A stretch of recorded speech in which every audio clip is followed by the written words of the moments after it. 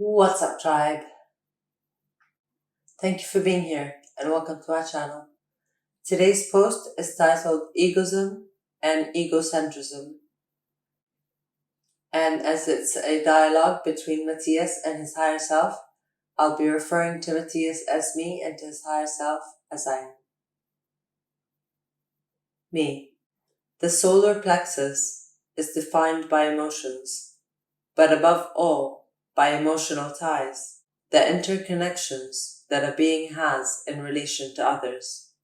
We have spoken at the time that the links we have with the external world build what we call personality, and that they constitute what we know as the ego inside, the I, what makes or differentiates one individual from another.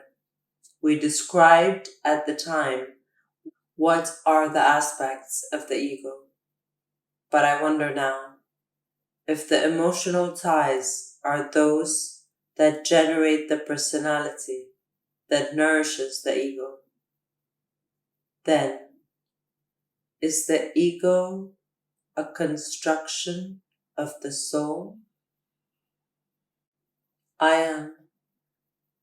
The universe is vibration, and the waves of this vibration have given rise to energy.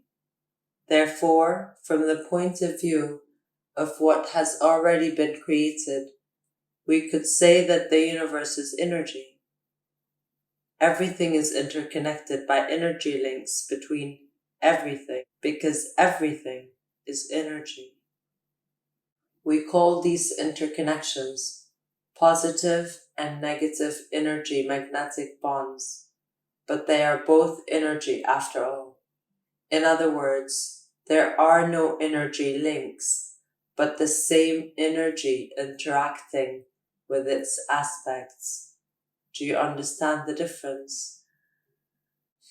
Me, I think so. As we have described at the time in relation to the sea, the different types of energy are currents of warm or cold water that interact, creating whirlpools, waves. But despite dividing it conceptually, they are still the same sea, the same waters.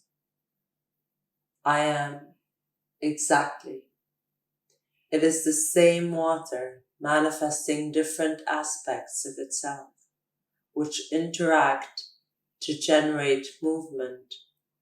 Thus, what you call energetic links between different people are not separate ties that unite with separate individuals, but are currents that interact with the same organism that has expressed itself in different parts.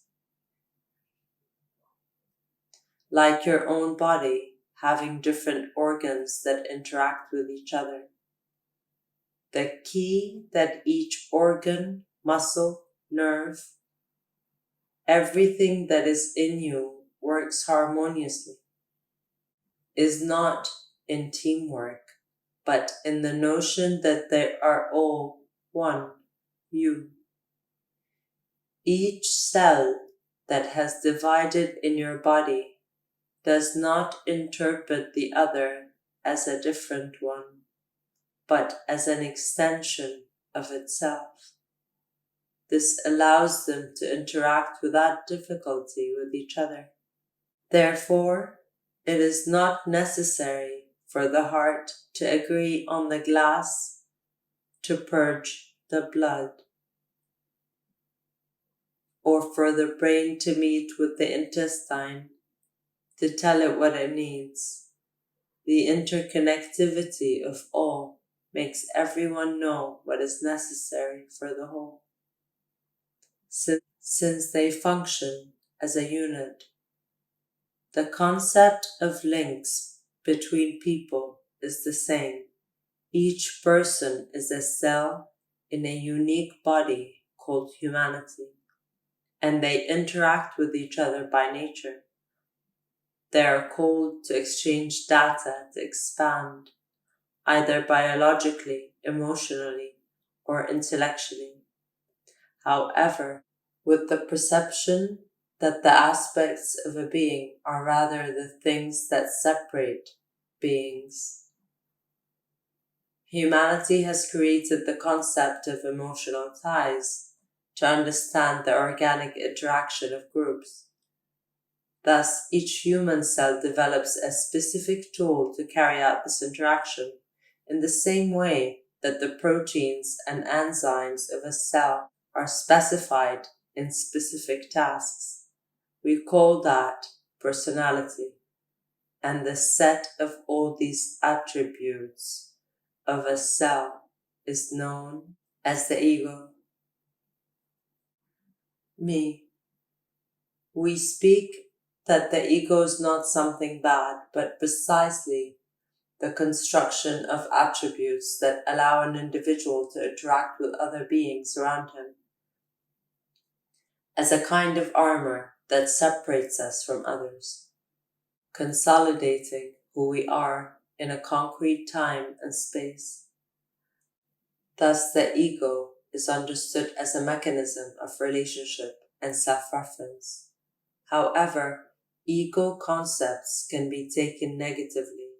So if the ego is an energetic construction of the soul, what can the soul do to have a balanced ego? I am finding the utility of your egoism and your egocentrism, the two things that everyone tries to avoid. You say should be balanced rather than eradicated, not? I am. In a universe that recycles energy, eradicating or discarding are absurd ideas. Ego means I in Latin and Greek. Centrism comes from the center, that is, it means the ability of the self to position itself in the center of things, while ismo comes from the Greek movement, that is to say, the ability of the self to move from one place to another, to get out of the center, to move around. Tell me, if you exist through the consciousness of the I, what would you have left to do if you eradicate both concepts? Me, of course I would have nothing left. I would not exist. If I deny egocentrism, I am basically saying that what I should do is get out of the center, move to another position, and inevitably I would be being egotistic. But if I deny egoism, what I am saying is that I should stay still in my center, in my axis, which would inevitably lead to egocentricity. It's a dead-end system. It has no escape. It's paradoxical. I am.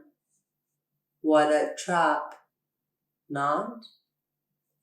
In other words, there is nothing you can do in existence other than being in the center, or moving from the center, with which the only escape is to cease to exist. Me, sure. The void would make it not in the center, or anywhere. I am. For this reason, when a person is in search of the real essence of existence, he must inevitably face the nothing, the void, since it is the only place from which a neutral perspective of existence can be taken herself. Me, stop existing in order to be. It's quite paradoxical. I am. It is quantum. Do you know what quantum means? Me. Quantum mechanics? No, I don't know. I am. It means how much? Me. Is it a question? I am. Physics has no idea what is the minimum amount of energy generated by the most minute radiation in existence. It is not known. It cannot be measured logically. So they ask themselves the question, how much? Which in Latin is said quantum. Me. So quantum physics, the basis of our current scientific revolution and the foundation of our intelligent technologies, the foundation of the future, are based on the doubt and uncertainty of physics itself? I am. Exactly. The universe is a paradox in itself. For this reason, you cannot be decisive when it comes to conceptualizing something as bad or good in everything and nothing. So let's go back to these two negative human concepts from which you paradoxically want to escape and cannot do so. And we are going to understand it from the first cell that divided in your body through the process of meiosis. Meiosis comes from the Greek word meion, less, and sis, action. That is to say, divide, subtract, split in the middle. It is used to refer to the division of a diploid cell, which has two chromosomes, mom and dad, into other haploid cells, which have only one chromosome each. This is the origin of an individual and unique living being. The first cell is a whole in itself. It's a center, unique. For this reason, this cell is called egocentric. A cell division occurs. The central potential moves, multiplying, generating the expansive movement that we call egoist cells. Your life arose from self-centeredness and was made possible by selfishness. Me, it's like crazy to think that every living being was born from self-reference. I am, and you can corroborate it based on something very natural. The only thing that the organism seeks is to survive, to try to stay together and safe as long as possible. Your whole body works in a selfish and self-centered way. Biologically, your body defends you from the external and generates all the needs in function of satiating the self, eating, sleeping, pleasure, fun, the four pillars of survival. What basically requires a child and who is in charge of the oldest brain in the center of your head, which you call reptilian. Me. We all have a reptilian inside that reminds us of basic needs and that makes us self-centered in the search to satisfy personal needs and selfish in the intention of seeking to expand to obtain greater resources for oneself over others. I am. That is biological nature. Then the culture, the soul, the emotion, the notion that survival is ensured in working together, in a family, in a group, in a society, sharing values, bonds in exchange. Thus, emotional ties are another way in which the being survives with greater security, in which he realizes that what he used to do out of fear of dying, now he's doing out of love of living. He eats, sharing with others. He sleeps with others, loved ones, finds pleasure in making love, and has fun with loved ones. It is here when egocentrism and egoism come to take a negative connotation, because it is said thinking about yourself will not help you get very far. You must think about others. Me, love your neighbor as yourself? I am. This is how religious traditions are founded that unify people as a single force. Me, but is that wrong? I am. Oh no, that's perfect. If it weren't because in that journey they destroyed the idea of the ego until it shattered pieces, destroying the integrity and attributes of each individual that makes up the community. A body has achieved its great capacity to live thanks to the internal capacities of each cell to awaken its own potential. It is there that the next step begins, the mental or spiritual process of living. Here the mind realizes that the soul has been dedicating its life to interconnectivity with others to survive, losing its center and its own vital force.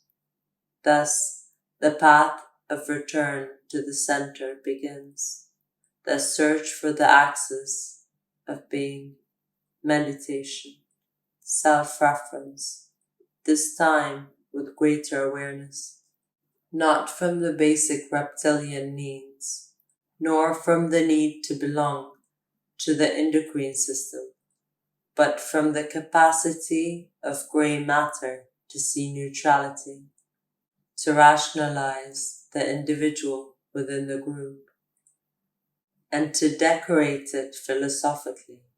It stops calling it egocentrism and says essence. It stops calling it egoism to be known as empowerment of being. Me, but they are the same. I am, of course, they are the same, only in a higher octave of consciousness, or rather 2 higher octaves, passing the biological and the emotional.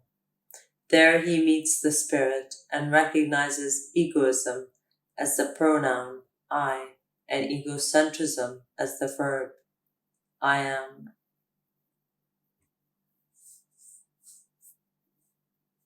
Me, the 2 of us, I am. So both concepts between which we usually debate in life are not impediments, but rather stages in the development of being. I am, exactly. You cannot fight against your past or your present. You can only take them as bases, tools and sustenance of your future. The question would be, what future do you hope to build? Will you continue to rely on the needs of the body or the bonds of the soul?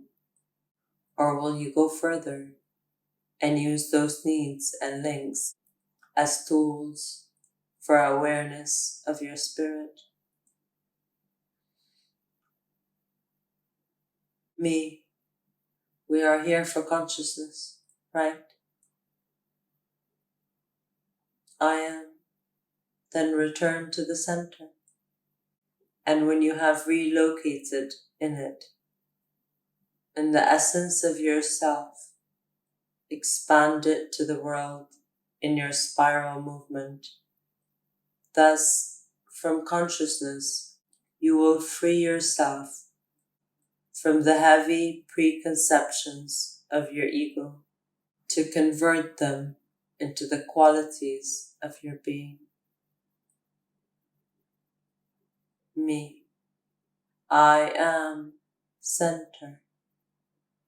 I am movement.